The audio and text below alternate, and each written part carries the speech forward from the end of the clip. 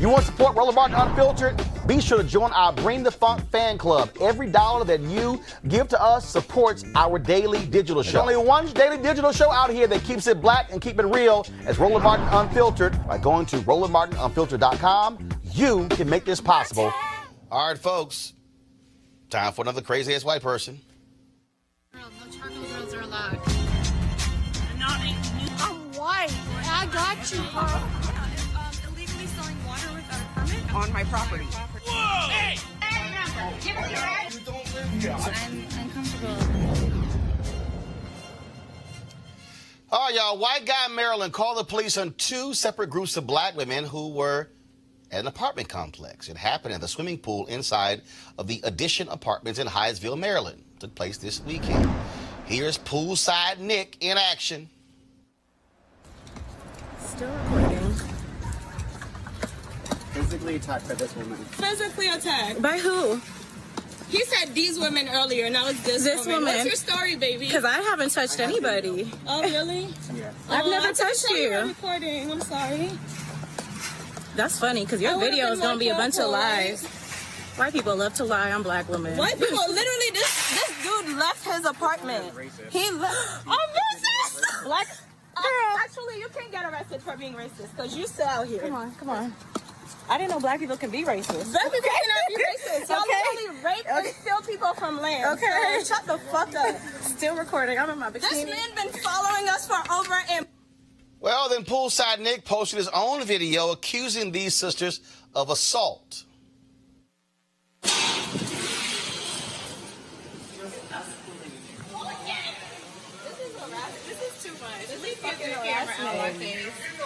Please give me The Gaël Claude. What the fuck?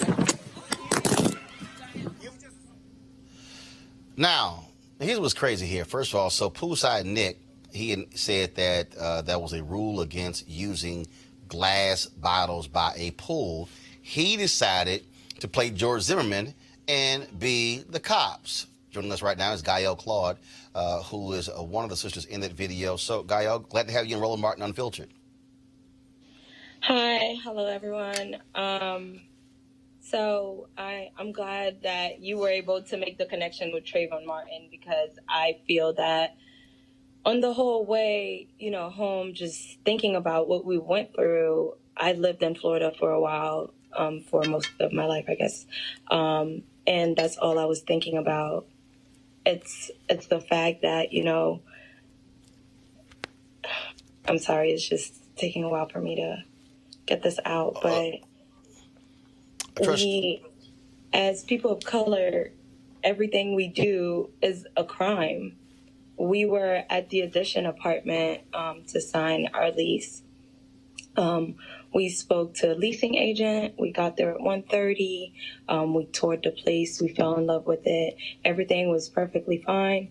The leasing agent invited us back to, enjoy, just kind of get a feel of the complex before we actually move in, which we were actually really excited about because not many places will allow you to do that.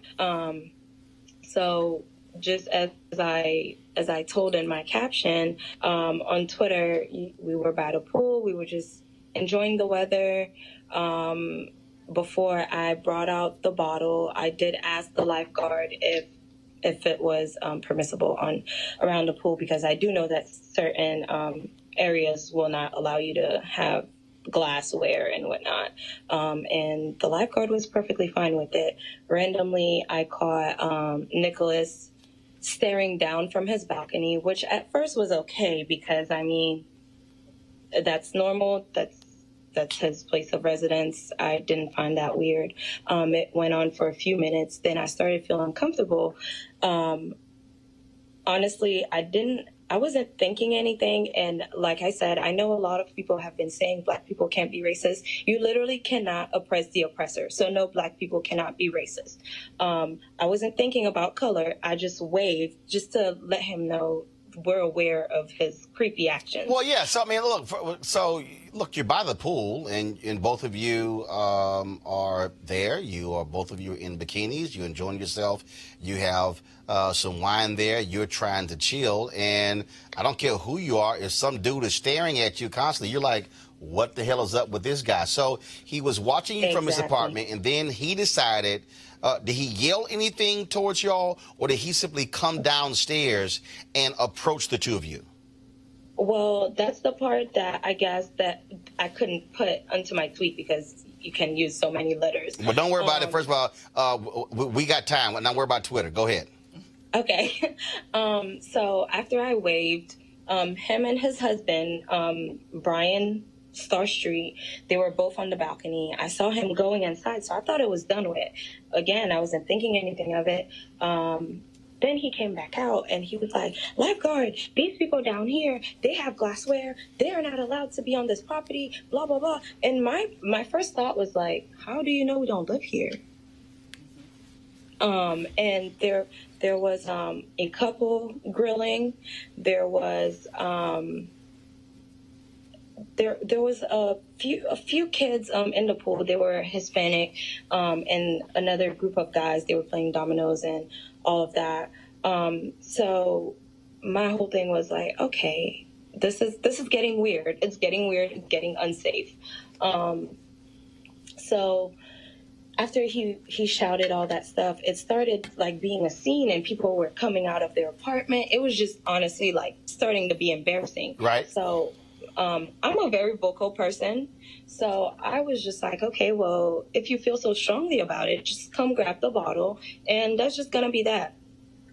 He came back. He went back into his apartment. He came back out with his cell phone and started recording. That's when it got really weird. And I'm like, at any point, did management from the complex, did anybody call them? Did anybody call security? What was the lifeguard doing? No. So everybody's watching. The lifeguard actually. Go ahead. No, the lifeguard actually went and talked to him, and he was like, yeah, like that's perfectly fine. They asked me if they could have the bottle, like everything is okay. So the lifeguard tells Nick it's fine, but Nick still wants to play cop. Yeah, and then he goes back into his apartment. He grabs his phone, then he starts recording. Like, I'm going to take this to lease. They have to see this. You guys are breaking the rules, whatever. After that happened, he went back inside once again. And what did he do? Oh, he went back in. So I thought that was done for. I'm like, okay, what is he going to do? Like, report it to the police office. They literally told us we could be here. So I wasn't thinking anything of it. Right. Randomly, a door comes open on the side of the pool. And he's like, you know, on the YouTube clip, you could see he's like walking up to me, and I'm telling him the whole time, like, get out of my face, get out of my face, get out of my face. And he would not stop. And then that's when I, you know, like, smacked the phone out of his hand. And of course, as a typical, you know, they like to play the victim. He started saying that I assaulted him. And I mean, you can literally tell on the clip that his phone fell and then he picked it up. So we just played that particular video there.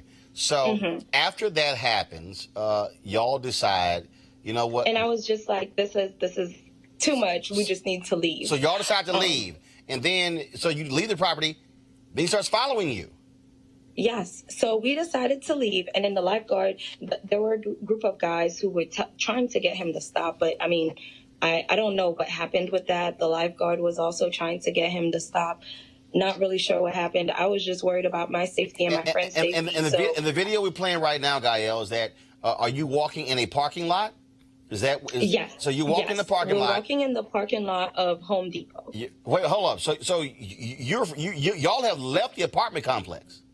Yes. So when things started escalating, I was just like, okay, we should leave. So as we're leaving, he tells his husband, Brian, he's like, call the police, call the police. They're fleeing the scene. There's literally no scene. Like, there's nothing fleeing going on. The scene?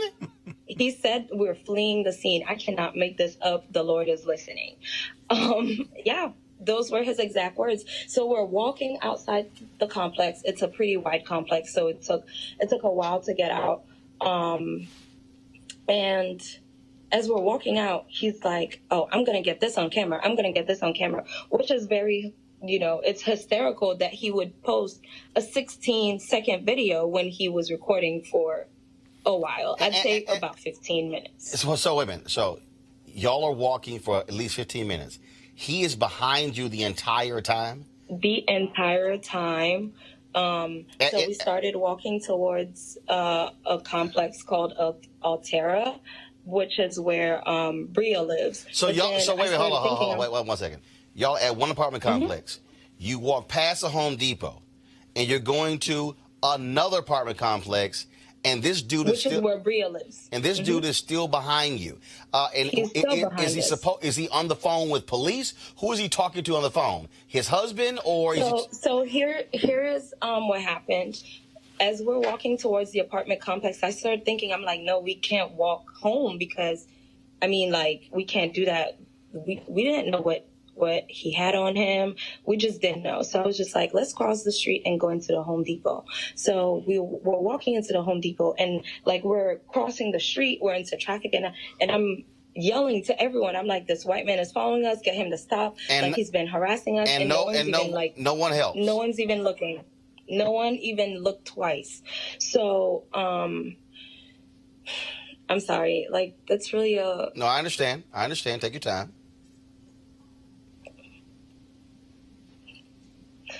I just kept thinking about the fact that this man could have had anything on him. He called the cops for no apparent reason.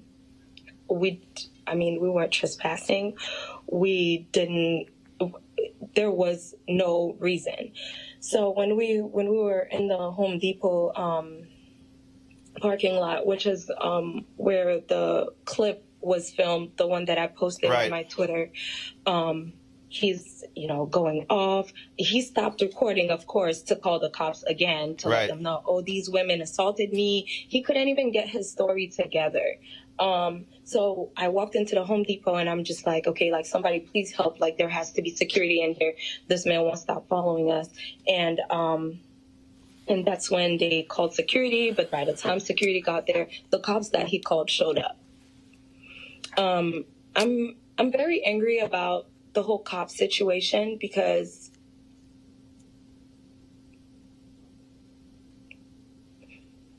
take your time.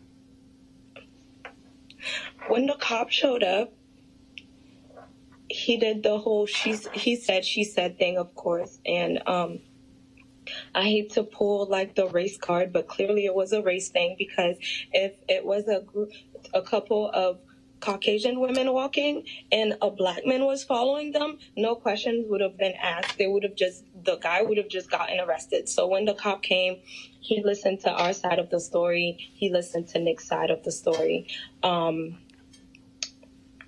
He asked us, oh my God. He asked for us to exchange information because Nick claimed that he got assaulted and we claimed exchange information. This is not a car accident. Exactly. So if he he said he got assaulted, I mean, the law says that you go in, file a police report saying I was assaulted. You don't exchange it. You don't exchange information. I think the cop was just playing like the whole like good cop game. He didn't want to get involved, so he asked us to exchange information, which is where Bria works as a paralegal, and I also work in a legal setting, so we know our rights. So right. We're like, there's no reason to give our information. And he asked for our right. ID. Why in the hell am I going to give the guy address on it, our date of birth? Right. So here's what you need to understand. I mean, I've seen the statement from the apartment complex. We also now see the tweets from Nick, some very racist tweets that he's also sent out. What now? Anything police dealing with him? Is the apartment complex, do they plan on doing anything to him? Do you plan on? So the funny thing is, everything happens for a reason. I strongly believe that everything happens for a reason. We called the complex to tell them what happened, and originally I called on Monday first thing in the morning. I called, and they said, okay, come in whenever you can, blah blah blah, we'll talk to you. Then I received a call again, and the lady, the person that called me, she was like, well, instead of coming in, why don't you write a statement and you can come in on Tuesday, at 1 p.m. So I don't know what changed, but I was like, okay, makes sense. I'll get all my proof together. In the meantime, so many people were writing me, telling me they experienced the same thing with him. So I'm like, okay, perfect. I'll use all of this evidence just to one second. So after you posted this on social media, other people reached out to you and said that they have had similar experiences with him in this same apartment complex. Yes. And about 4 to 5 people within that one day. And when you now, I take it you passed it on to the apartment managers. What did they say? So, when I called, exactly, the lady called me back, and when things like that happen and you receive a phone call, you're expecting things to work in your favor, especially when you haven't done anything wrong. The lady's first question was, how did you find out about our apartment? I'm like, I'm disgusted with them because they're worried about their publicity. Why do you care about where I found out about the apartment when in reality this could have turned into a homicide? I mean, how many times do black people, they're just minding their black business and a white person says something and the next thing you know, there's a black person on the pavement dead. So I'm like, well, maybe you would have liked the publicity if I were just dead on your pavement. Like, I mean, seriously. So, they said that they've been working with them. I've been talked to them a few times today. Right. According to this is what they're saying. I don't trust these people, but they said that they've been trying to get him out of the complex. But according to the law, there are a few things that they need to do. They're expecting to have him. I'm trying to understand. Hold up. If somebody's in the apartment complex harassing other people, I don't think it's too hard to try to get somebody out, especially if they're doing the harassing. Final question for you. Did they even call in the lifeguard to say you were there? Can you tell us what happened? I actually don't know what happened to the lifeguard, but I must say that yesterday when I went to talk to them in person, the leasing agent denied us being there. She said she doesn't even know how we got to the pool, when in reality, she gave us they have like a card that's like their key. She gave us the key to get there. Whoa, wait. I'm sorry. Mm-hmm. The leasing agent Who invited us back. who invited you back, who gave you a card key to access the pool, then denied she even knew y'all existed? Yes, she did. She did. And you know what? I said, I'm not even going to argue this. Wow.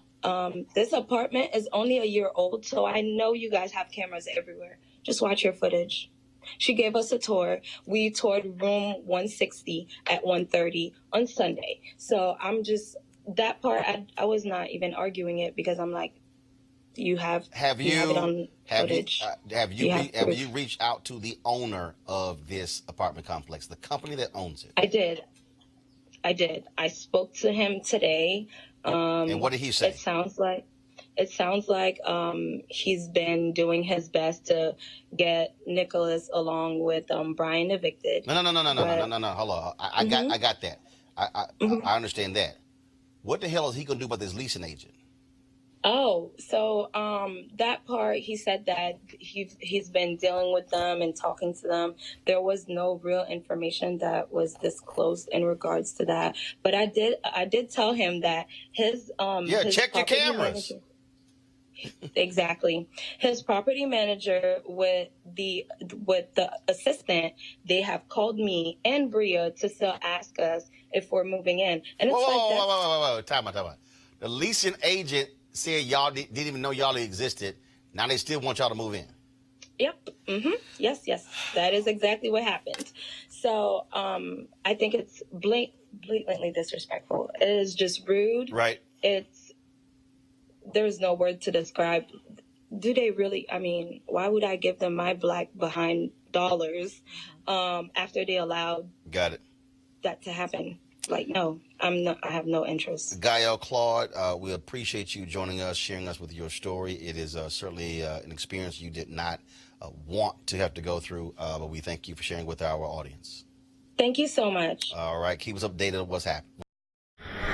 Folks, I keep telling y'all, this is the only way we're going to hold these police accountable for the crazy actions they take.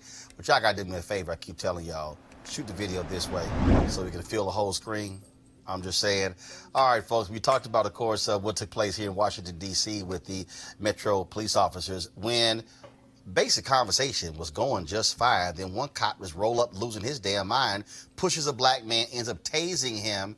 They've now dropped the charges against that black man. But I want to go ahead and show you the video again. And again, for some of you who are triggered by these videos, you can turn away and then come back for the conversation. But this took place just a few days ago here in the nation's capital, which some people affectionately call Chocolate City. My name is Shamir. You mind if I stay here with you for a little bit? Because I want to make sure that y'all brothers taken care of, okay? I'm not putting you on camera at all. I just want to make sure that y'all all right? Because I see them looking at y'all, and what I'm not about to do is have none of y'all get hurt right now, all right? So my name is Shamir. We're going to stay right here, and we're going to make sure that everybody's taken care of, okay? What I don't want is one of these colonizers trying to get on y'all about some shit, because then I'm going to have to go off, and I ain't got my nails done, all right? So we're going to calm down real quick. All right. Hold on. Whoa. He's all right. Hold on. He's all right. Hey.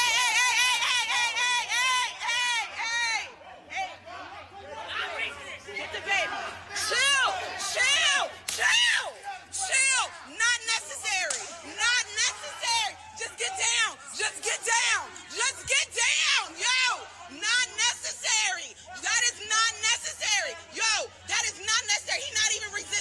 He's not even resistant. He is okay. Stop. Yo, I'm right here.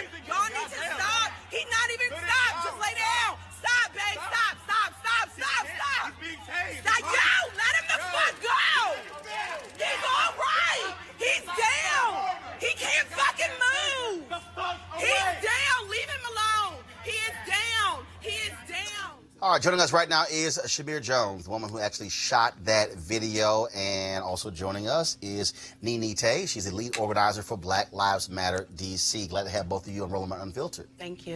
All right, have you got your nails done? No. Okay, when I first saw the video, I said, did she actually just say, I get my nails done? I needed to be prepared, and I wasn't prepared, but I knew I needed to protect those babies. So walk us through before. So what happened? So you were riding the subway, and then so walk us through what happened. Honestly, I wasn't supposed to be there. I was on the green line at PG, took the wrong platform, and ended up going to College Park. And I said, well, I'm already out. Let's do some self-care. Maybe go to the park. Maybe flirt with somebody, get a cookie or something in D.C.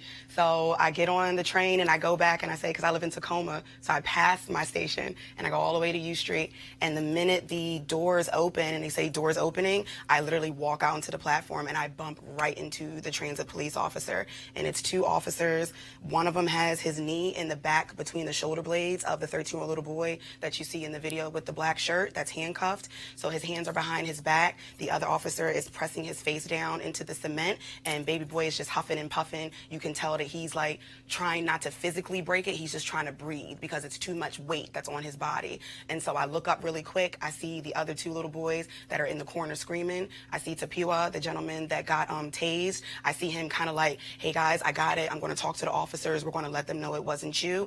And that's when I kind of just like dropped down, like right on my chest, like hands down. And I said, baby boy, I need you to blink twice if you're struggling to breathe. And he just kept blinking and blinking at me.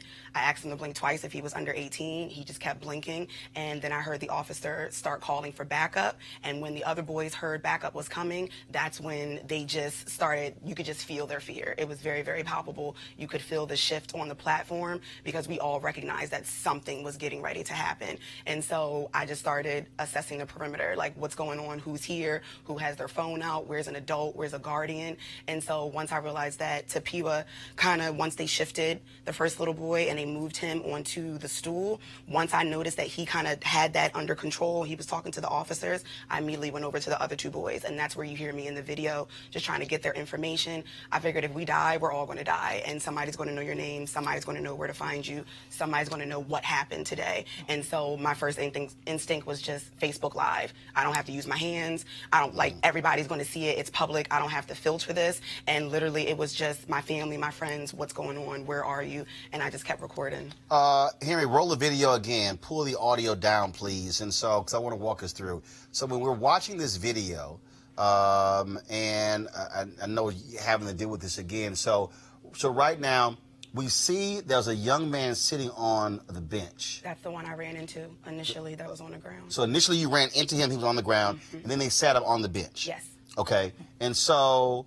the brother who was talking to them, how did he enter the picture? How did he? So say they're train A, I'm train B on the other side of the platform. There's maybe about a 3-minute difference between when they arrived and this initially started from when I actually exit onto the platform. So he was already there, letting the police officers know, as well as about 4 other eyewitnesses. These are not the boys that you all are looking for. We just got off the train with them. These are not so let's right there.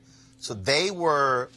So why did they stop them? They were looking for... So what an officer told me about an hour and a half into this whole situation was that they received a phone call saying that a group of African-American teens were on the trains and the platform using fireworks. They did not say sticks. They said fireworks. And they said that they were using the fireworks at the passengers. So I asked the officer, where did the call come from? And he pointed down to the exit by Cordozo. But we were all at 13th and V exit. And I said, sir, that's about a 4-block walk outside. So how do we get from one side of the platform to the other where apparently the crime committed? I said, how many teens were there? Because this is only 3. So this is the triad. This is a threesome. This is a group. Like this isn't that group that you're talking about. Where are the smoke alarms? Where's the residue? Did you ask them to empty their pockets? Are there any lighters, any matches? Where's the person that got hurt? Where are the other passengers that were on the train that apparently saw this as well? Where are the cameras? Where are the guardians? Where are the parents? They're 13. Yeah, they just snatched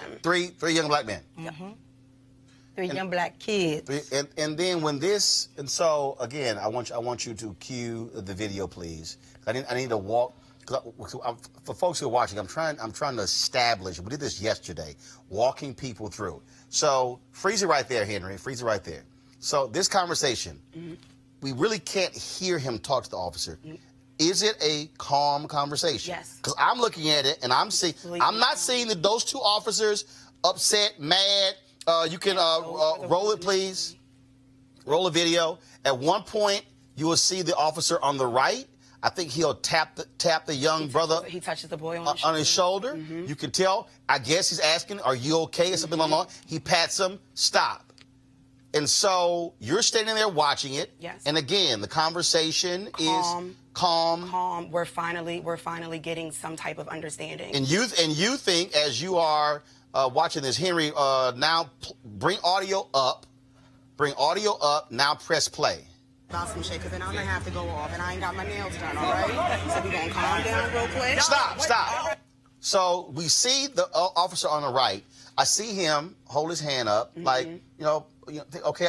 Then all of a sudden, this guy from the right just comes in. Oh, Captain Planet? Yeah. He's a captain? No, that's what I call him in my head, because I couldn't find it. Gotcha. Okay, make sure. It was too fast. I couldn't read the badge. So was he on the scene in it, like near there? So you're recording, so you didn't even see him coming to your right. No, I think you can hear me in a different audio that I have. I think I call him Sonic the Hedgehog. You did. Yeah, you said. It was so fast. Like when Tapia was speaking with the officers and the little boy that's sitting. So first of all, the gentleman who they stopped, had you known him before this? No. Okay. I know no one on the platform. Got it. Okay, go ahead. None of them, Tapiwa doesn't even know the children. None of us knew any of each other. Got it. So when I recognized that he's sitting and he's talking with the little boy and the police officer seemed calm and there's also another black brother that's recording it, I said, okay, maybe this is a little bit safer. Let me go make sure that the other two babies are good. And that's when I started engaging, trying to get information, talking to the other eyewitnesses, what's going on, because I'm thinking, what do I need to tell his mother when she finds out that something's happening to her child?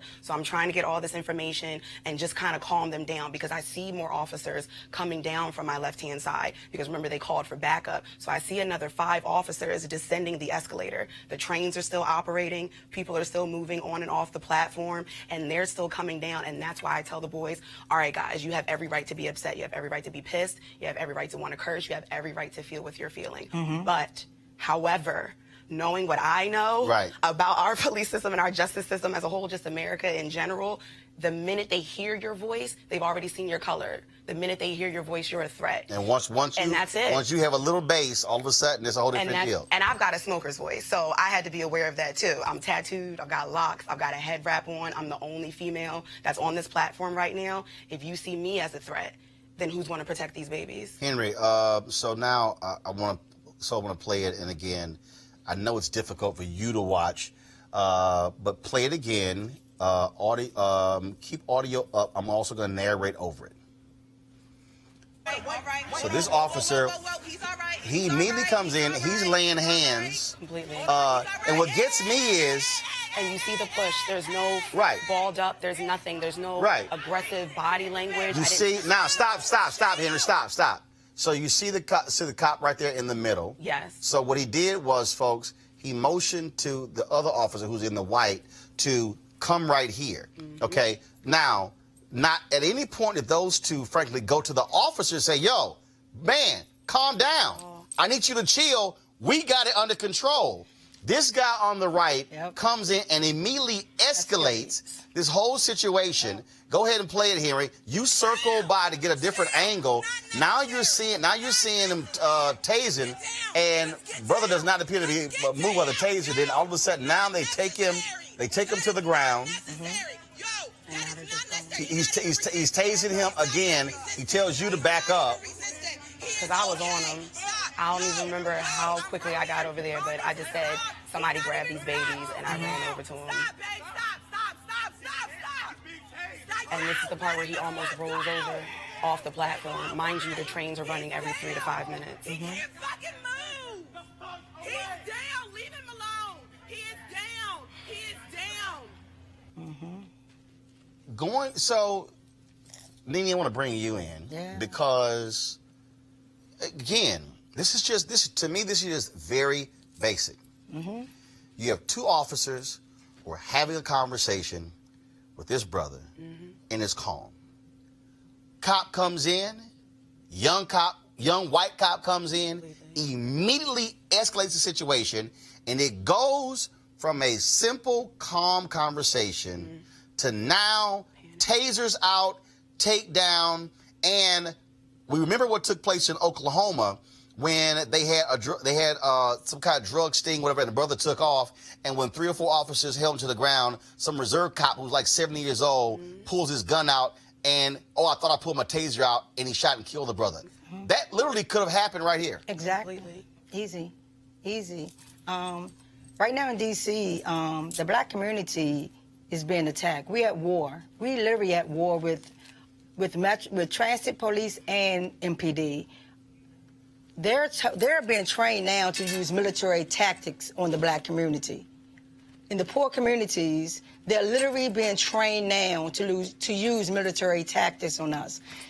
And anytime there's something where they feel that they're at fault, it's going to escalate. It's going to escalate because they have to have a reason for their actions.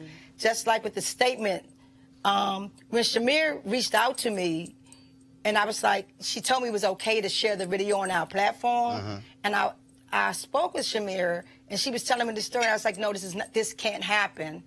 And that's when I got in touch with the different councilmen, Black Lives Matter, because we have a rapport with the councilmen, even though we feel like they're not doing enough when it comes to transit police nor MPD.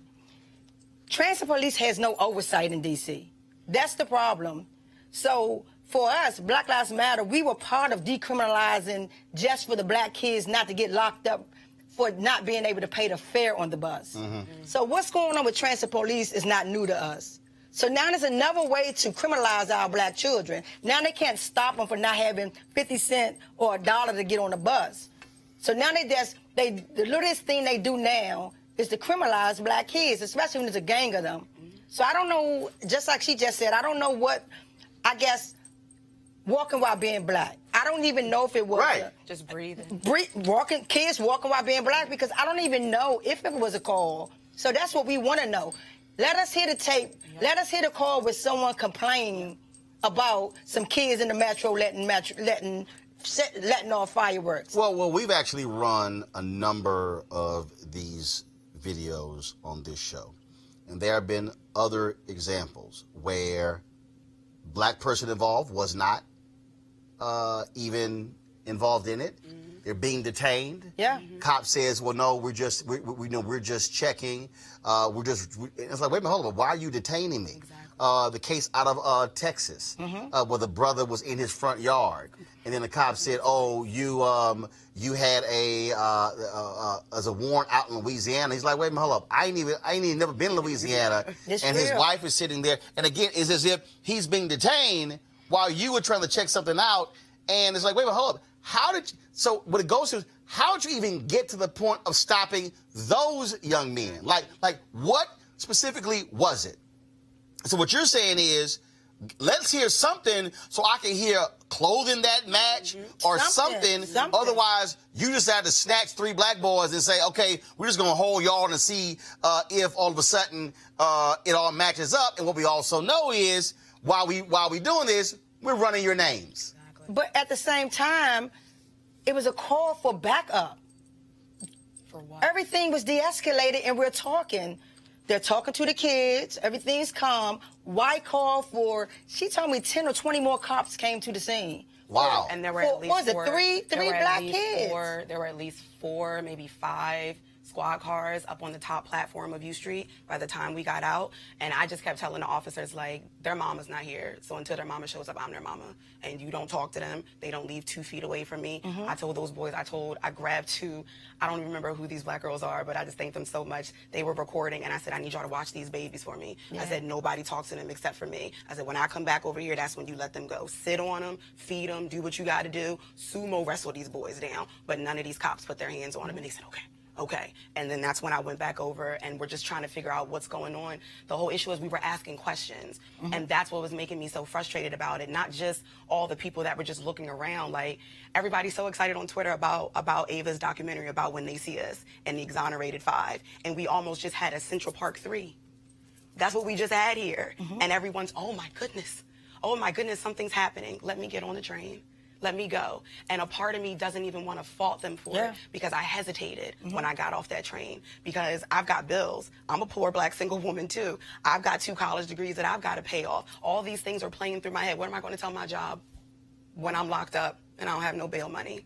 And then you get fired. Yeah, because the fact of the matter is, and that's the reality. At one point when you step forward and the cop says, I need you to back up, we've seen other instances. Again, we ran a video where a brother was driving, the brother was in the car, was recording, and then all of a sudden they snatch this brother out of the car and come around and arrest the brother who's recording, who absolutely did nothing. Yes. And we know how they treat black women. We know how they treat black bodies in general. What about the sister that was getting tackled by the officers and her body parts and everything all exposed? I was very aware of the fact that I was a black woman on that platform by myself. I have to be aware. It's 2019. I've got to live that every day. But I also have to be aware of you. Like, I'm a foster kid back from Pennsylvania. I know the sounds of having your kids or your siblings snatched away from you. I know what that pain sounds like. I know what that feels like in your spirit. And there was no way, even after my hesitation, there was no way after hearing those 2 boys, like, in the back, just let my brother go, let him go, let him go. There was no way that I was going to let that happen because that took me back to where I was when I'm just begging and pleading for just a conversation, just an answer. Just tell me what's happening so that way I can act accordingly. And it was what I had wanted somebody to do for my baby. I don't even have kids, but my womb was just clenching in fear just then because I knew we were dying. There wasn't a doubt. There wasn't a question. There wasn't a, I hope this doesn't turn out some way. It was, let me get on video. Let me say my name. Let me get these boys' names because we're getting ready to die. And all of these people are going to witness it. And the reality is, this is why we encourage people to video and we have to protect ourselves. We keep us safe. And people always say, only thing that Black Lives Matter do is hold up a camera or tell people to video, all these videos. That's what's keeping them safe. I can assure you, if Shamir wouldn't have done what she done, it was a 90% chance those little kids would have been the kids that they arrested, held them, and made up stories because the police are trained to lie. Clearly by the statement that the chief of police made, everything that in that statement was a lie. Was a total lie. And so therefore, her videoing and taking that time out, and this is why we ask people in D.C., we beg you guys, even if you have to stand back, please video the police right now because the police are not keeping black people safe in marginalized communities. Their job is to protect property and get us out of here and build wealth in D.C. The three young boys, what happened? They're home. I stayed the entire time. I wasn't video. And they were not I wasn't the ones they involved. watched video. And they were not involved at all. But if the police had So now listened, you have 3 young boys traumatized who had to go through a traumatic experience, something they never did. Yep. And that's what they were saying. That's what eyewitnesses were saying. That's what everyone was saying. We're just trying to talk to you. Like, isn't that what all these presidential Democratic candidates are talking about? To have these town halls. Let's get to talking to the community. Let's see what they need from us. Let's do police reform. And then literally the public is trying to do that. Actively. I was trying to do that with you. I'm not even a D.C. resident. I'm trying to talk to you. And you decided that you wanted to escalate the situation. And the brother who got tased, charges dropped? Yes, after 2 days of being locked up. They're actually in touch with us now. After 2 days. He was in for 2 days? 2 days. They kept him from Saturday. He didn't get released till Monday at 1 o'clock. With everybody calling and the councilman, and I'm sure on Instagram. They saw it and they didn't want that smoke. But see, this is also, to your point, when you hesitated, that when these things happen, it's why folks also are afraid to step in and intervene. Completely. Because I don't want to spend 2 days in jail. I don't want to somehow get roped in. So you know what? I don't want to die. Exactly. And Jamal, that's y'all. I don't want to die. Right. Yeah. And the reality is that it's, you have to make that call, right? I do this work because Harriet Tubman did it for me. I do this work because Rosa Parks did the work, right? Someone got to do the work to get us free, to get us liberated. And so therefore, if that's not what you can do, like I just said, you don't even have to stand close.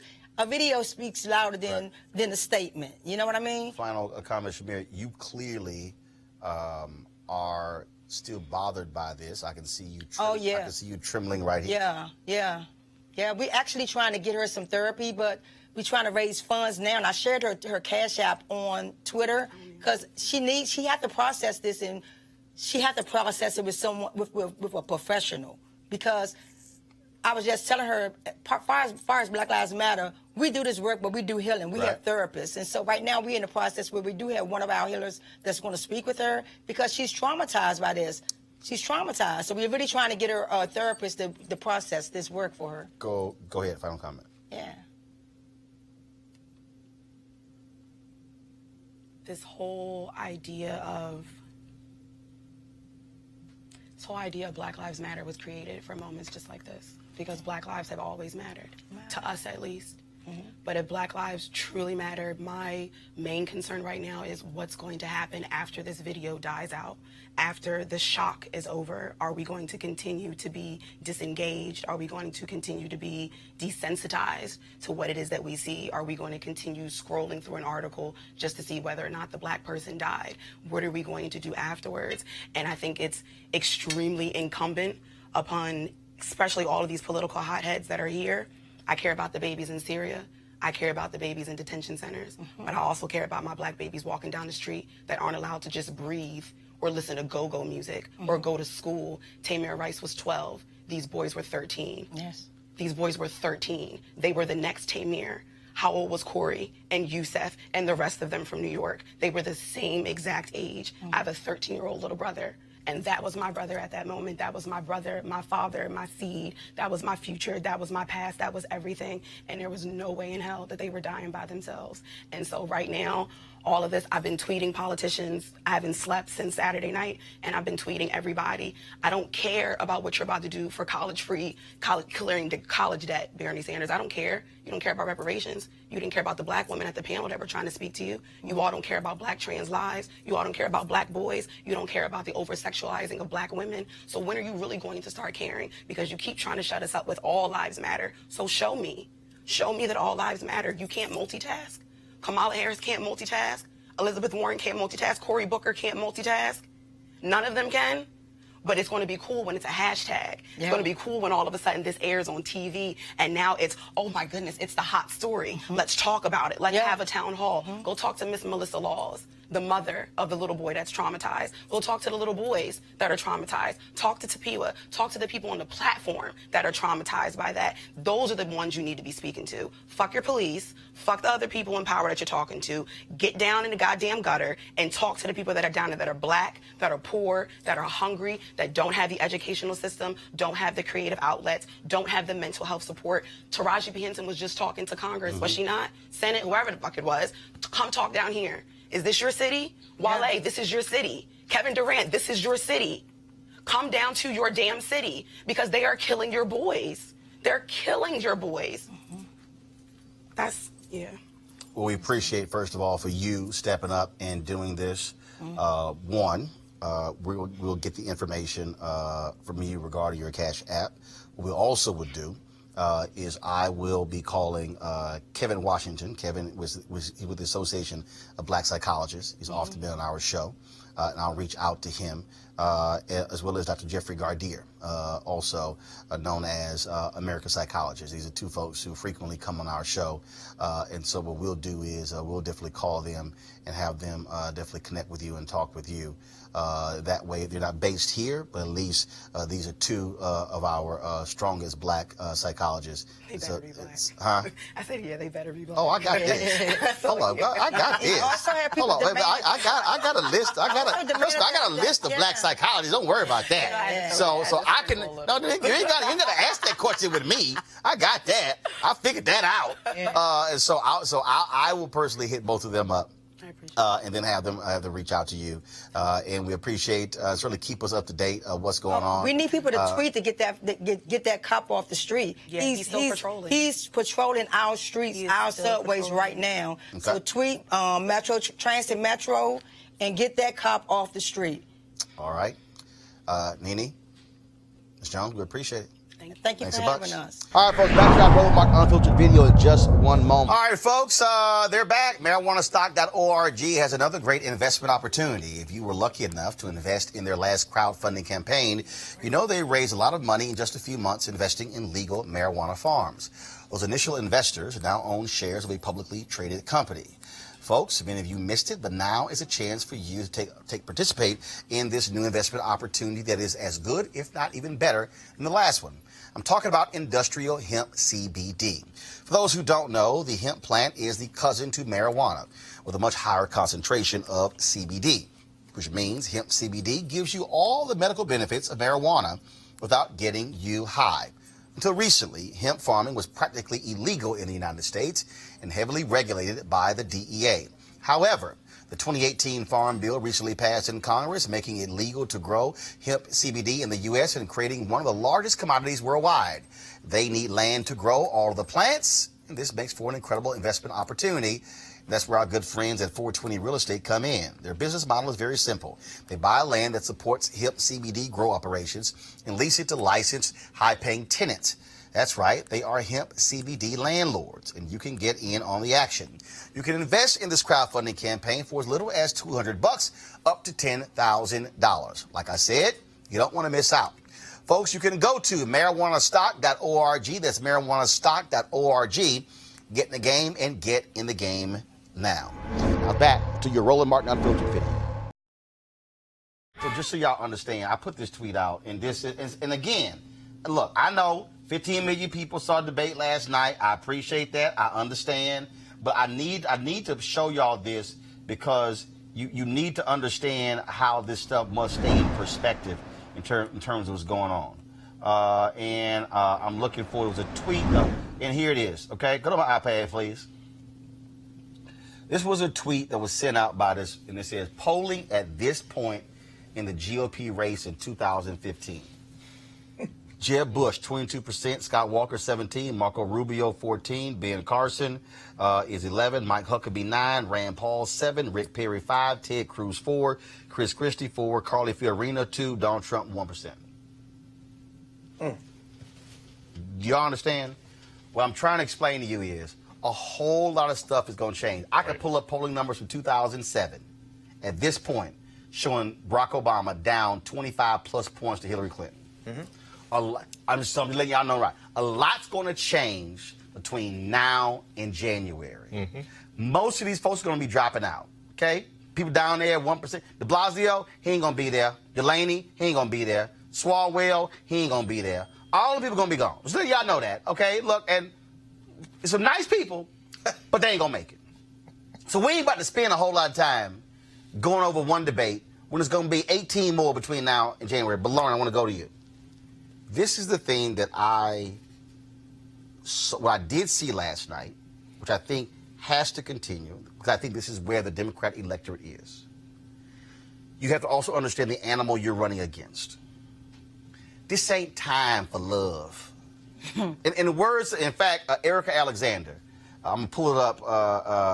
I'm just going to play it for y'all, because I remember y'all played it before. She broke down where we are. Democrats have to assume a fighting posture. Yeah. All this bullshit of Joe Biden, oh no, I'll be able to work with them once Trump gone. No. This is called when we take over. That's right. Yeah. We about to take over. This means that if we take control of the Senate, y'all ain't. We about to run a train. It's gonna be a speed train. I thought you gonna read that. I'm just saying. It's one of the reasons. They have to assume a fighting posture. Yeah, it's one of the reasons why paying attention to these 20 people, though tedious at this point, it does matter, because you do have to figure out which one of these 20 people can get on the stage with Donald Trump and at least equal him in speed and ferocity to a point where they can win the embarrass election. him. Right. And you see Biden, of course, trying to appeal to some of the Trump voters. You saw Delaney last night try the same thing, which is sort of comical. And of course, Ryan from Ohio. And to me, I'm just looking at the people who I think can take on Donald Trump, which actually ends up being Warren and de Blasio and people who can get out there and really match him. Because if Trump stays in that White House another 4 years, we got a huge, huge problem. Because first of all, he's going to be. Y'all think this unfiltered? Right. But Greg, I want to go to you. And I'm going to go to Professor Driscoll. Here's the piece, Dr. Carr, that I think is critically important when you talk about fighting. It's not that I'm going to get in the gutter with Trump, but what it is I'm going to stand on the edge of that gutter and kick your ass in the head. No question. I ain't going to get down there. See, I think other Democrats go, I don't even just want to go. No, I want to, I'm like, all that. When they go low, look, I know Michelle Obama said when they go low, we go high. No, hell no. No. Right. When you in a fight. Right. And if there's a tire iron sitting right here, Come on, brother. you don't go, well, no, we should punch with our hands. No. I want to knock your ass out. Absolutely. I'm going to grab a tire iron, a 2x4, I'm going to grab a pipe, anything to end this fight. That's how Republicans play. Oh, no question. And Donald Trump is the worst kind of human being. He's deeply insecure. He's a racist. He's a sexist, which is why an Elizabeth Warren just gets under his skin in a visceral way. Right. Now, and what she did by leading out yesterday, although she kind of faded in hour 2 when she didn't jump in it as much, her opening statement almost folded in just about every note you want to hear. Right. The non-white populations, the attacking the corporations. And she not only matches Trump, she exceeds him. Her mere presence offends him. He hates women. Right. And when she opens her mouth, she's a college professor. So unlike Bernie Sanders, who I think also kind of rankles him, but Elizabeth Warren, he has no answer for Elizabeth Warren. A Warren Booker ticket, for example. I think he couldn't beat Warren Booker. That's just I think Warren Harris. Warren Harris. Professor Driscoll. You saw how Jeff Sessions was pissed with Harris. He was like, good point. Black woman asking my ass. I mean, it goes back to your earlier point, right? Fundamentally, I think going up against a woman of color, that's true, would irritate Trump to no end. It's true. And I think Senator Harris could not only hold her own, she's articulate, she's smart, she knows the issues, she was a prosecutor, right? So she can obviously appeal to that middle America because she has maybe some issues in her background that she might have to clear a bit. I'm not sold on Kamala Harris. But I do fundamentally think that she could go up against Trump, and because that's what he's going to need. That's what he's going to need. But I think that, and this is the thing that also, Lauren, I heard Congressman Tim Ryan with Stephanie Rule on MSNBC today. Yeah. And look, Ryan's a nice guy. Yeah. I've talked to him many times. Yeah. We've texted, we've talked. Yeah. And Ryan's telling her about our messages, motto, we need this, we need that. Yeah. And I'm like, but you ain't done it. Right. I've said to him directly, do it. Yeah. Like, what the hell you waiting on? Right. Do it. Right. And it's like, no, this whole deal, and I'm going, no. I think also what this thing requires, and I've said this directly to Senator Bernie Sanders, and Warren's doing it. Right. It's also going to require a Democratic candidate to go to white folks and say,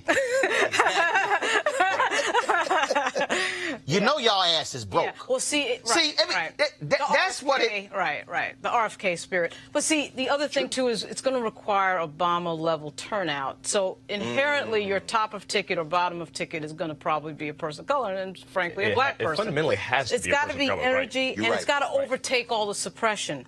So the level of turnout's got to overtake the suppression issue. But also, you're going to have somebody out, and this is why Joe Biden, I think, is not going to be the nominee.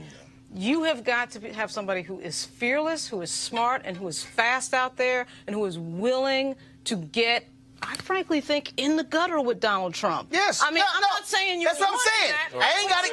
Okay, what I'm saying is, if this the gutter, if this is the gutter, I ain't getting down there. I'm gonna stomp. I'm gonna do. I ain't getting down there, but I'm gonna. And then I'm gonna get a stick, and I ain't getting down there. I'm gonna punch the in the gut. That's what it is. Right. And almost all of these candidates could win, though? I don't think a completely woman ticket. I'm not a believer that you need a white male on that ticket. Hold on. First of all, I'm the same way. Hold on. I'm the same way. No, I do not believe that with a white male. Right. Because I think let's remember, Hillary Clinton got 3 million more Right. votes than Trump. Right. True. Let's just go there. The problem was Hillary Clinton, who wasn't a candidate, still got more 3 million. Two, what happened? Good point. Is that Robbie Mook ran a shitty campaign. Exactly. They were stuck in their iPads. Right. They didn't understand what was happening on the ground in Michigan and Wisconsin and Pennsylvania. Right. They poured all that money in Ohio where they got their ass waxed by 450,000 votes. Y'all, when you lose by 450,000 votes, whatever polling your ass was doing, those people should never work in politics again. Exactly. But so I think, so this whole notion of America won't elect a woman president, will there be men who will not vote for a woman? Yes. But the difference is, and I've said it because I thought she should have run in 2016, and I think we're seeing it, and I'm telling y'all, the difference with Warren, he'll try to hit her with Pocahontas, but the difference with Warren is, she will look him in the eye and she say, I've been fighting men just like you, my whole life. Yes, right. See, you can see. That's true. And remember that Warren... Biden is gonna, this whole congenial... Biden is going to sell, I'm a white guy, and so I should go up against this other white guy, and I should appeal to Trump voters. He's going to sell that. But the problem is, of course, if you remember, Bernie Sanders was polling over Trump. Warren is basically a female version of Sanders, but she's a lot sharper and quicker than he is. And I think, frankly, a little bit more of I think she's more incisive in her attacks and in her way of just sort of presenting during a debate. That I think Trump is going to have a problem with him. So here's the deal. Smart, right. So tonight, we'll see what happens tonight. Of course, you're going to have Biden on stage, Sanders on stage, Senator Kamala Harris on stage. You're going to have Williamson and Yang on stage. All different people like that. Are, right. But again, I just think where folks are now, this is really, and some of y'all, I'm seeing these comments. Y'all need to understand. I ain't playing. Y'all need to understand. We ain't playing games here. This is not about the next 3 or 4 years. That's right, brother. Y'all need to understand. Take some time. Literally. I need y'all to understand why I use Trump Lives Matter, why I use We Tried to Tell You the hashtag, why I hold this man in contempt, why you do not hear me ever refer to him as president or Mr. because he does not deserve those titles because he has no respect. I'm trying to get y'all to understand that what we are dealing with literally, is the future of the country. Yep. Right. What we're dealing with ain't the next 4 years. No. It's literally the next 25 to 50. I will be 74 in the year 2043. Inshallah. You make it. Black men ain't guaranteed. I'm just letting y'all know. Right now, my dad is 72. Come on. I'll be 73. Do you actually think I want to see an America that's now a majority of people of color and the Republicans have locked in power for the next century? Again, this ain't about Republican, Democrat. This is about issues. This is about the planet. It's about power. This is about education. This is about civil rights. That's right. I can go down the whole line. Inslee made the point. This is about climate change. This They're going to destroy the planet, bro. Seriously. And folks are sitting here running around thinking like, oh, okay, I hear you, but this really ain't important. No. Roland, I'm not playing that game. If you live in Miami, if you live in New York City, and Little Haiti in Miami, for example, now they realize that's prime real estate because as the water rises, it's on high ground. Now you see them getting literally pushed out of their neighborhood because they need that property. What I'm saying is, so when these right-wingers sold out to these corporations, when you see them basically erasing regulations, they're going to make it so that if you don't have any money in this country, you're going to die. In New Orleans, you're not going to be alive. Do you understand? It's going to be underwater. I mean, please, I'm glad you're making this point, Roland. You got to keep hitting that. And Kamala Harris, if Kamala Harris and Elizabeth Warren on a ticket together could be... You're right. She'll get in the gutter, but Kamala ain't going to get in the gutter and be nasty. She's going to get in the gutter with shade. And you're right. There is a hatred there. But we're not playing for 4 years. You're absolutely right. We're playing for the future of basically human life in many ways. You got to fight. And so here's the deal, y'all. I know we have some other stories. I'm going to get to those tomorrow. But I'm going to end the show. This was the interview that I did with Erica Alexander. Y'all remember her from Living Color. She's down on Black Lightning. And I did an interview with her along with Be Woke Vote.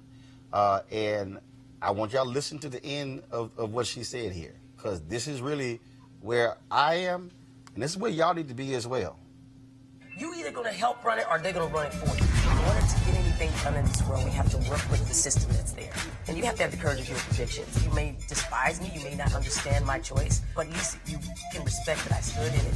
If you're outside the mainstream, no one can push you aside any further. Life makes you jaded and it hurts you and it's painful.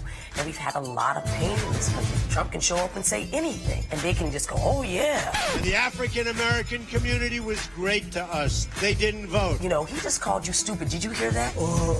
But he's for us. Really? And they were just regurgitating the things that they had heard on a radio or in the barbershop or something somebody had told them. They hadn't thought about it. Democracy is in danger because people don't know how to think. I'm done with trying to convince people to try to vote for their, for their life. You have to run for your life. I'm gonna go try to get people who are open to it and lead them. I'm done with hope. Fuck hope. Bye.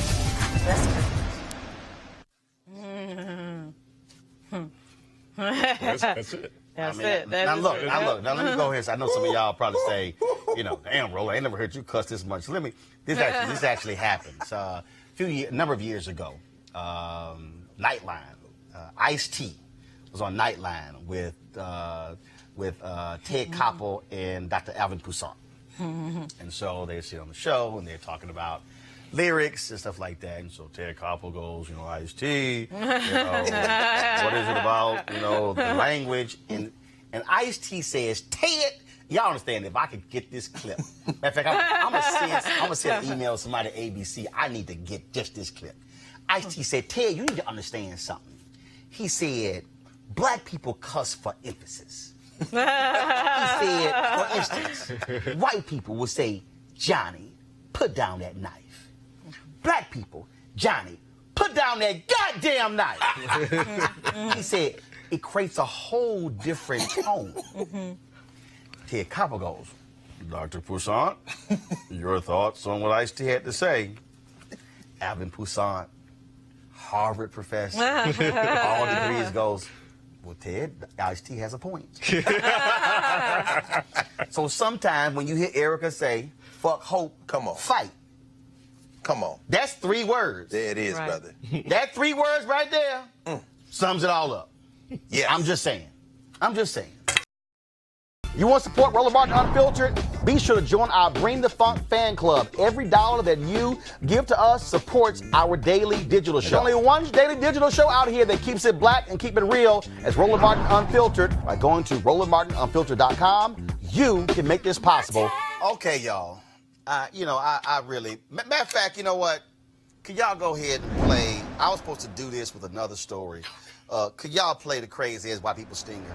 I think this earns that distinction. Could y'all go ahead and play it? Get it ready for me. Charcoal grills are allowed. I'm white. I got you, huh? Illegally selling water without a permit On my property. Whoa! Hey! I'm uncomfortable. Okay, y'all. So, who is this week's contestant? Bill O'Reilly.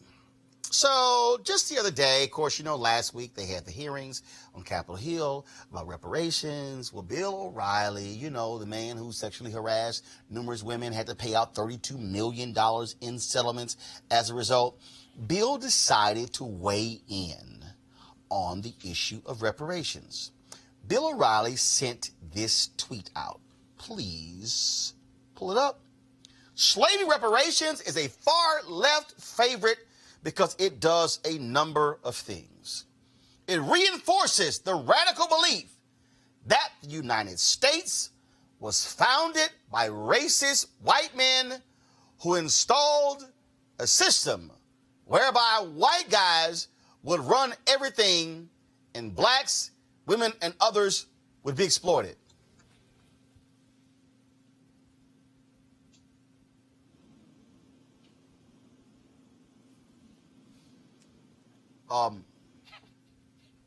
Bill, you do know that's actually what the hell happened. You do know when the Constitution was created And they were writing the Declaration of Independence, and they were writing all them wonderful little everybody created with inalienable rights, all men are created equal. All men are created equal. They were actually not talking about black men.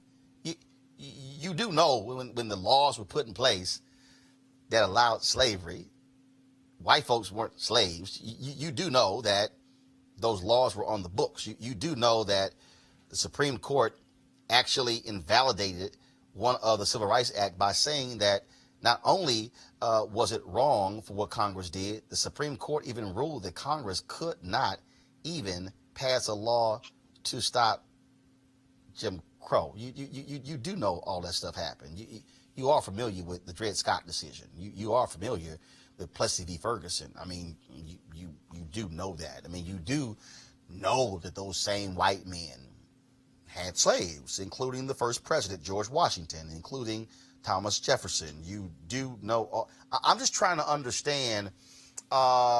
Did you get punched by the Toronto General Manager's GM and suffer concussion, and you somehow forgot those things? I'm just trying to understand exactly what school you went to. Now, y'all, this is the same Bill O'Reilly who actually writes so-called history books, which clearly means that somebody else is writing the books. All he's doing is putting his name on the books. Y'all, this is why people like Bill O'Reilly have no business even having a television show. See, this is the sort of the nonsense that you see that emanates from people like him. And of course, all the folks who follow him on the Fox News, when you listen to Laura Ingraham and listen to Tucker Carlson and all those folks, I mean, literally say stuff and you go, what world are y'all living in? I could not even give you a list of books to somehow prove that what he said is wrong. I mean, I don't have to. I mean, it's kind of there. I mean, it's sort of like right there. The laws are there. I mean, I dare say the biggest member of the KKK would like, David Duke probably would say, damn, Bill, you stupid. I mean, that's how unbelievably asinine Bill O'Reilly is. So, Bill, just do all of us a favor, okay?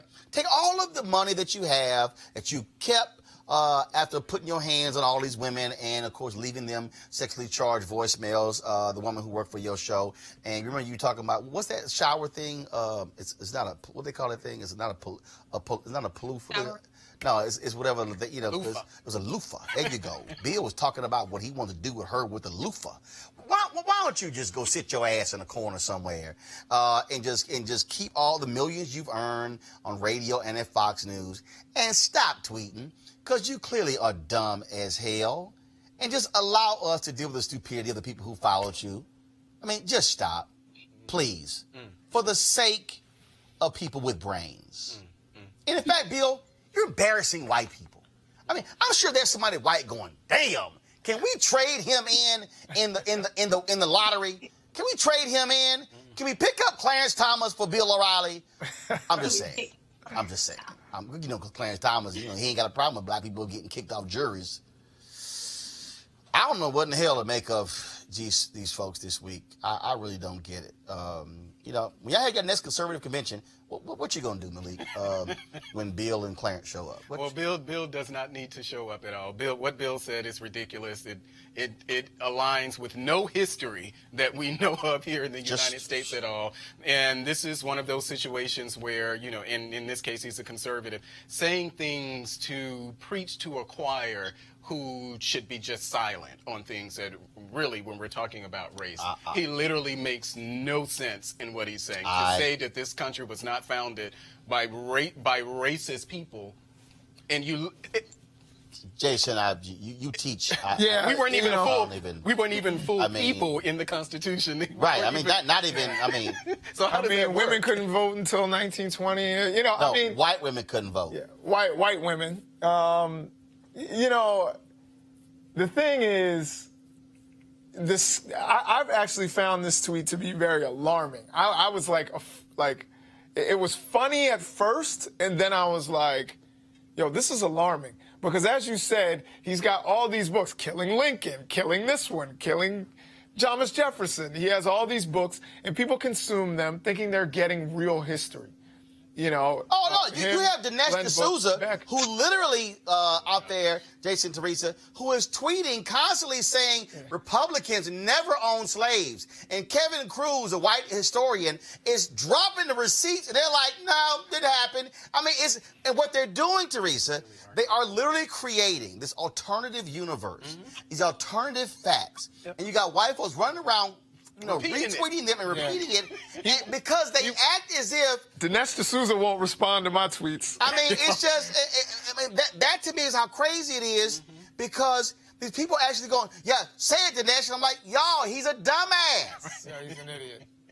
When I first saw that tweet, the two words that stood out to me was radical belief. Because when you even mention the word radical, it means extreme or something drastic.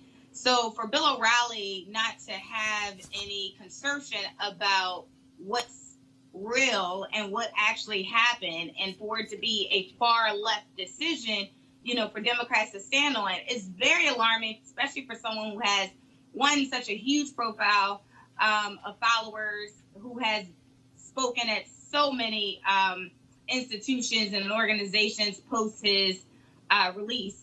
And it just really, you know, it really does come down to what you said, Roland, as in the alternative history, you know, and what does that history that, you know, people are trying to change or are not trying to bring up? And you know, what is this new history? So it's a lot of questions here. And I hope, you know, this was a learning experience, and I hope we're keeping all these tweets. You know, learning a damn thing. That bad, because these people can't be forgotten. We can't not mention, you know, these influential individuals and celebrities who, you know, have an impact on a larger society. Twitter should have been sending him an actual, you know, suspension button for his inaccuracy and his ignorance on history. And let me say this here. And first of all, this was the second tweet. This is even more laughable.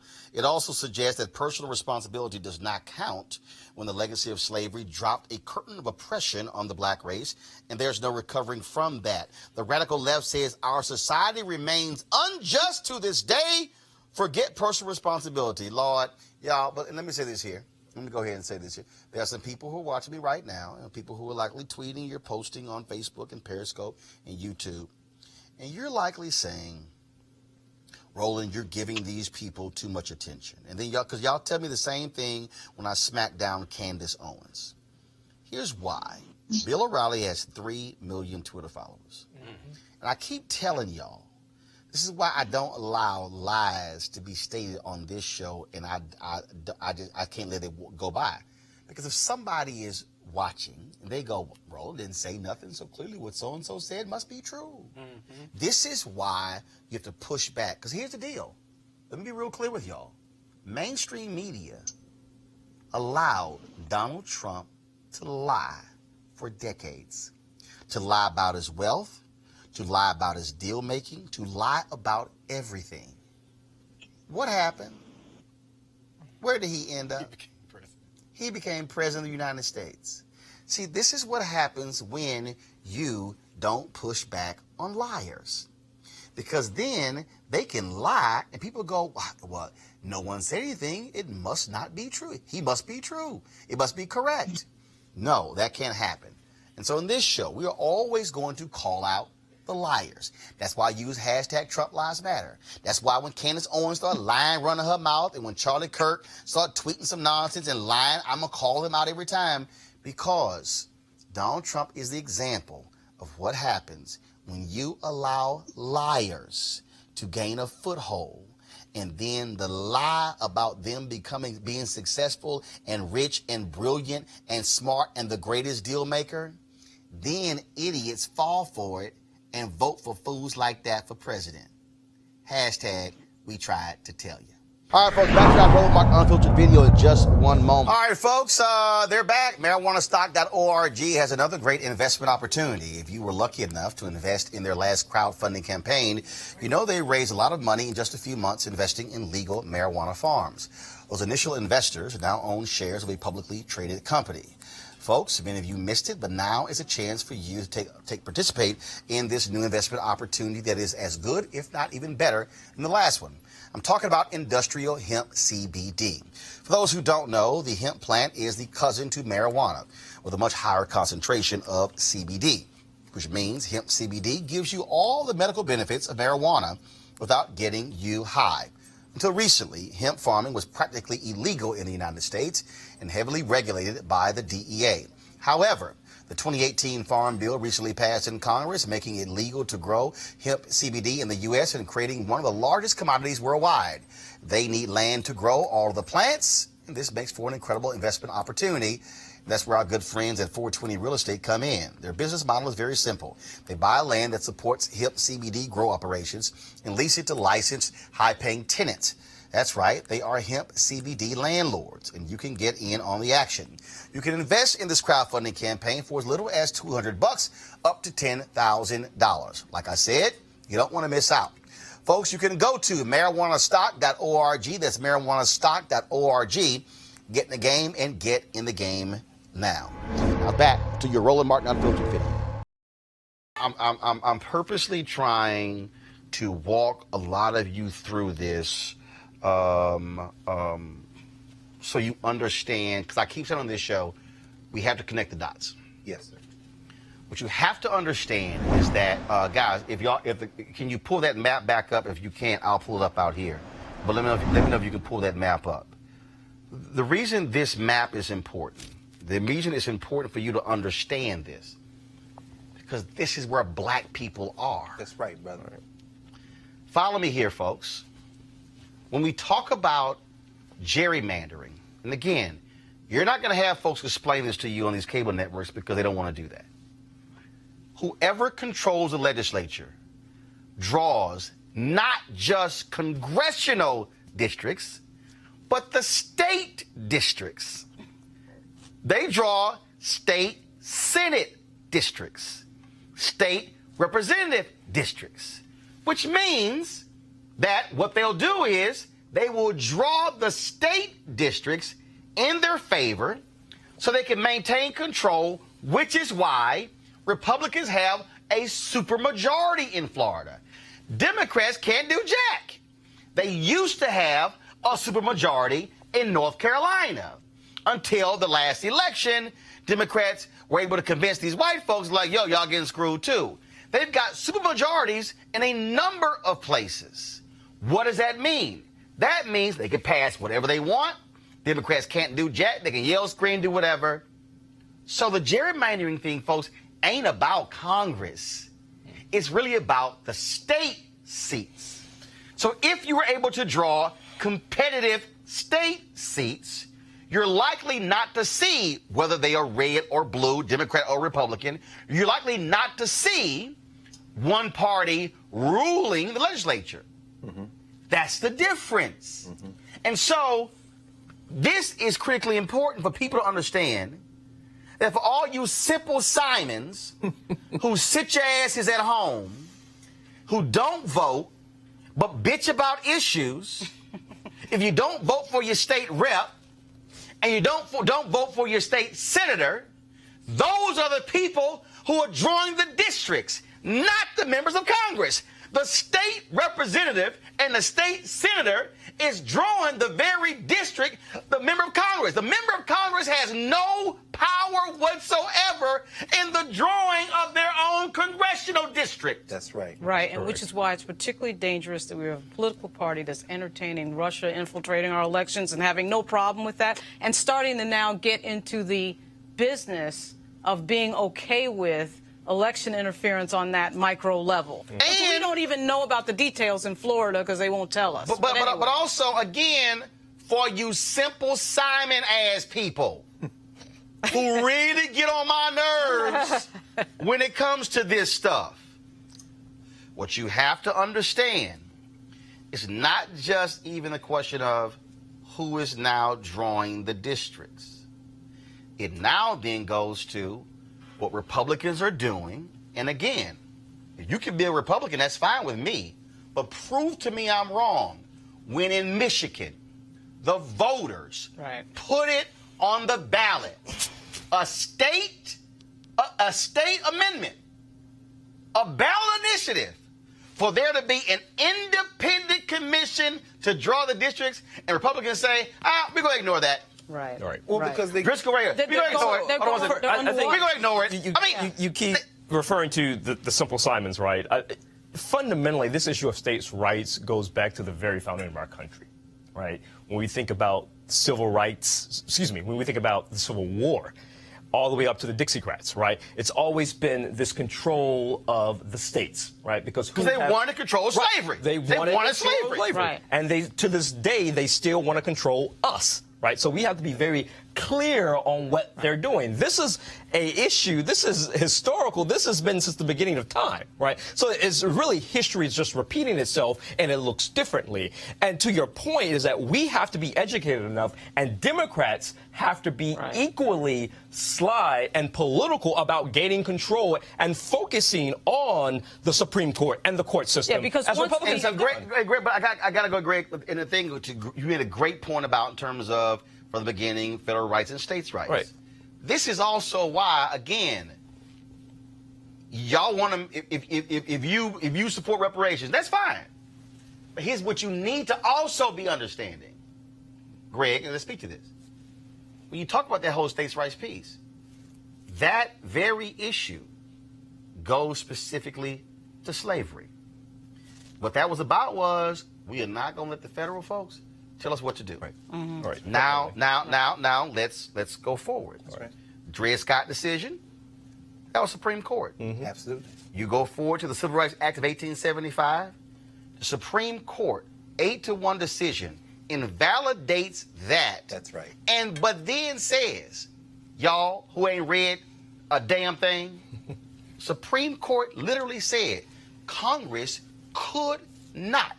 does not have the power to end segregation. Right. That's right. Right. Because they said it was a state right. That's right. Now we go through 92 years of Jim Crow. States can do whatever the hell they want to do when it comes to education, when it comes to busing, when it comes to everything. How does it get dismantled? Lawsuits, federal court, black folks go, no. If Trailways goes from Georgia into Florida, interstate commerce. Right. Then it changes. Right. Then conservatives say, damn, now they got us. And if y'all understand the system, it was because of Brown v. Board of Education. First of all, there were two, Brown 1 and Brown 2. Because of those Civil Rights Act, when you had the creation of all of these right-wing think tanks. Oh, absolutely. Yeah. And the creation, Greg, was solely to how do we ensure the courts never do this again? Absolutely. Well, Roland, you've just laid out the roadmap for how we beat this. We've got to be smart. And to be smart, we have to study. This isn't about hashtags or social media or disruptive technology or making the right movie or hitting the heartstrings. You see, there's never been a United States of America. Anybody who says that there has been, I know you got a digital platform now. Let's just lay it out for hour upon hour. I dare anybody to show me where there has been. What there's been is a settler state that has extended itself over a continent.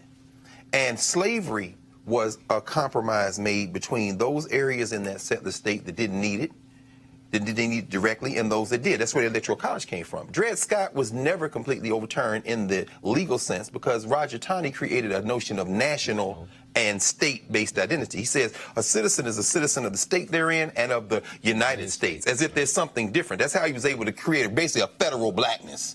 But the Brown decision really turns on foreign policy. America couldn't keep doing what it was doing to black people as it was attempting to go out there and colonize the world in the wake of World War II. So what you have is a certain arbitrariness in federal court decisions. That's why dissents are important. Just like they talked about Justice Harlan's dissent in Plessy in the Brown case, the dissents that we see today, the one that Kagan read from the bench, for example, if the politics changes, that will become the majority, that will become law. And that's why we have to understand that we're looking at the legal universe, the American legal universe, as if it's mathematics. It's not math. This is politics. So you can't follow it from 1787 when they ratified the federal constitution to 2019 like these things make sense. They don't make sense. This is a racial gerrymander that they had the votes to overturn, so they decided to do it. But don't try to make this make sense in the wake of what has happened before. You just keep participating, and when you bang on them enough, you will be able to reverse this. But quit acting like you live in a country where they give a damn. Mitch McConnell's a white supremacist, and Russians and anybody else that will get him to his goal, he'll take it. Well, first of all, the Russians are also white supremacists. No question. And here's the piece here, Lauren. When you talk about fighting, now, and I'm reading some of y'all comments. Y'all like, oh, Roland's trying to get us to vote Democrat. No, I'm trying to get you to vote common damn sense. When did you say that? Please, Roland. Right. I'm trying to get you to vote issues. This is very simple. This is real simple for me. This is real simple. If I support civil rights and Professor Driscoll don't support civil rights, I don't give a damn what the letter is. Yes. I support civil rights. Yes. So I'm going to ask the question. Yes. Do you support civil rights? Yes. If the person says no, I ain't voting for your ass. This ain't hard. Now, if there happen to be more Democrats who support civil rights and more Republicans who don't support civil rights, who the hell you think I'm going to vote for? Bro, the one who supports civil rights. Let me make this point, because you today, with this immigration bill that just passed the Senate, who did we see that voted no against that bill when it first came on the floor in the House? It was Ocasio-Cortez, it was Ayanna Pressley, it was Ilhan Omar, and it was Rashida Tlaib. Now, they are Democrats, but what they said is, you can't just give money to Donald Trump. He's not going to spend it for the children. You got to take these D's and R's off. What is your interest? And look, the Democrats, Lauren, passed an election bill today. Yes. 184 people voted against it. How many of those were Republican? Yeah. All of them? Right. Only one Republican. Come on. Out of Florida, whose district the Russians access voted for paper ballots. Right. Now again, I'm going to say this again for you Simple Simon motherfuckers. Because I'm tired of this. Unfiltered. I'm tired of y'all. I'm tired of y'all with this silly ass, who ain't done this with an agenda. Let me explain it again, because y'all are clueless. Donald Trump put on the federal bench for life a white woman who is 35 years old. From Georgia. She graduated law school 11 years ago. That woman has a federal appointment for life.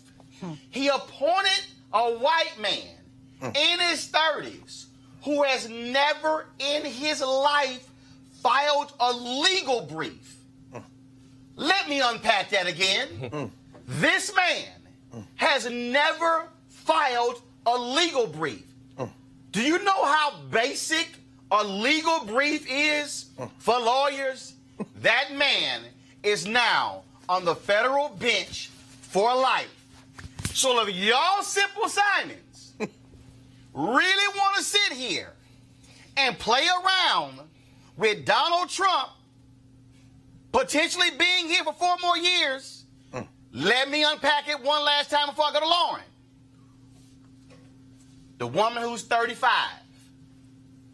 What did I tell y'all? 2043, America will be a nation, majority people of color. Did I tell y'all that? Okay. That's 24 years from now. Do the math. She's 35. Plus 24, that means she'll be 59. Let me help y'all further. Judge Damon Keith, phenomenal judge, just died. He was 96. Let's say she lived till she 96. That means that when America becomes a nation majority, people of color, that white, far right wing woman will be on the federal bench another 37 years. But some of y'all want to sit here and play games when it comes to voting, Lauren. Yeah, well, the Republicans, again, on this version of the Republican Party understands what very good point. What power and control is. And this is by design. Yeah, and they're willing to do anything to control the game, and they're going to massively resist. I mean, when you see an administration be in contempt of Congress and tell their people not to talk to anybody with no shame, they're now crossing over into ignore subpoena. Right. I mean, like, the law doesn't mean anything. Ignore subpoena. We don't care. Once we arrive at the tipping point where they start to realize that they're outnumbered, and you saw, you know, this entire presidency with Donald Trump has been about, effectively, has been about race. I mean, he said it before he even entered office, and now he's, you know, he's trying to implement policy to marginalize the largest minority group in the country. I am just and again, Greg, people need to understand. I ain't dissing reparations. No. I'm not dissing you demanding stuff from Democrats. I'm not dissing the demanding of a black agenda. But what I am doing is thinking a hell of a lot bigger than some of you small-minded ass people. Mm-hmm. What I'm saying is, Greg, we can't say, oh, we care about civil rights.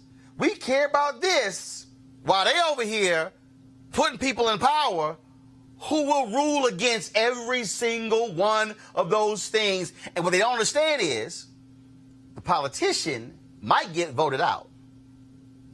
That legal ruling is law. That's right. Is precedent. That's right. Absolutely. And the courts are loath to overturn precedent. That's right. All right. That's why I'm like, y'all, this thing is way bigger. It starts, though, with that election of getting that person in, just like you said before. That's right. But I'm telling you, the Democratic Party needs to understand that they need to wield power in a different way. Which is why, and they don't have that understanding. Again, a whole bunch of y'all still mad at me for calling Obama out.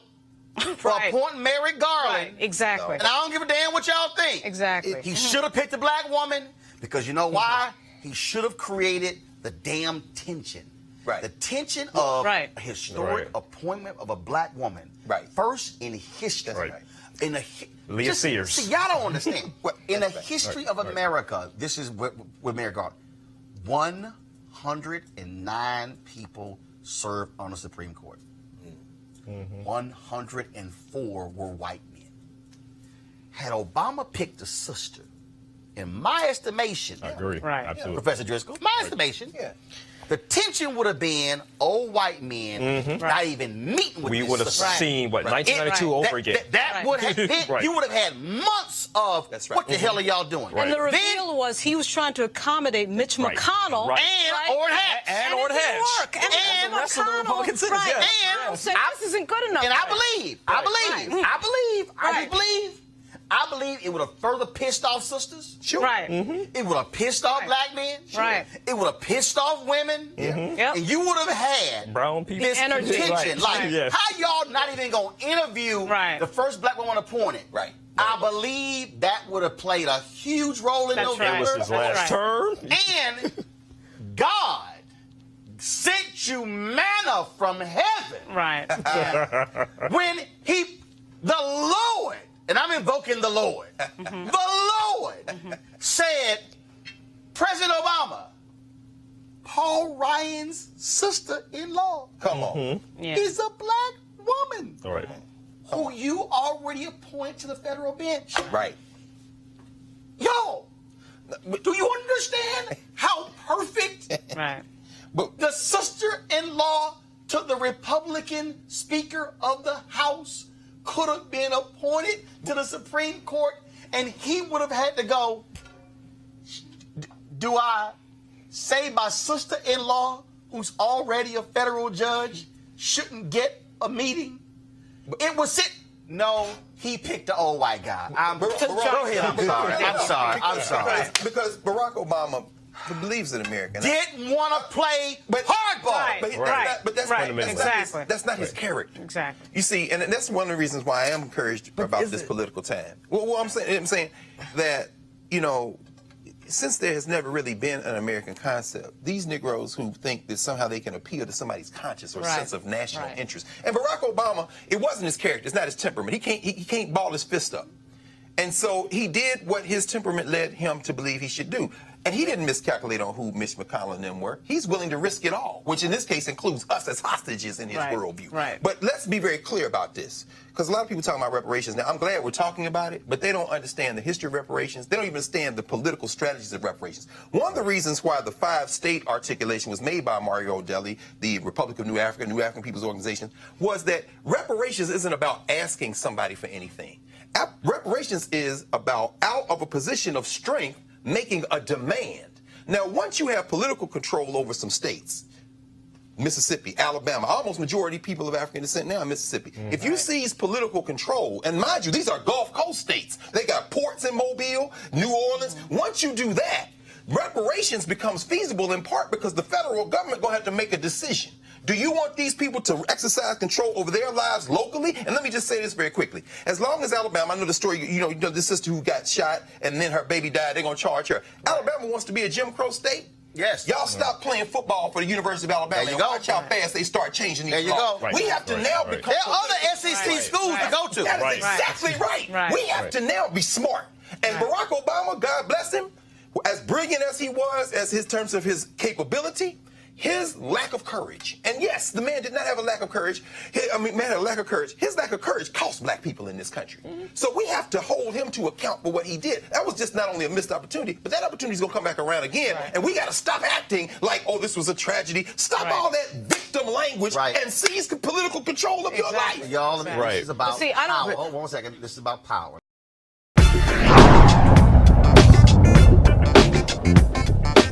Daily Digital Show. There's only one daily digital show out here that keeps it black and keep it real. As Roland Martin Unfiltered. Support the Roland Martin Unfiltered Daily Digital Show by going to RolandMartinUnfiltered.com. Our goal is to get 20,000 of our fans contributing $50 each for the whole year. You can make this possible. RolandMartinUnfiltered.com. This is Diala Riddle, and you're watching Roland Martin Unfiltered. Stay woke.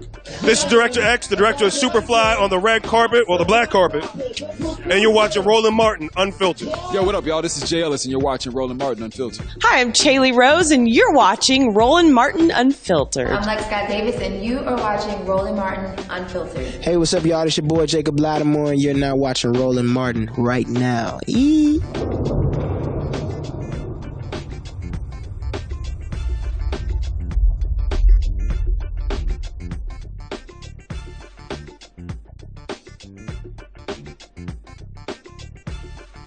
You want to check out Roland Martin Unfiltered?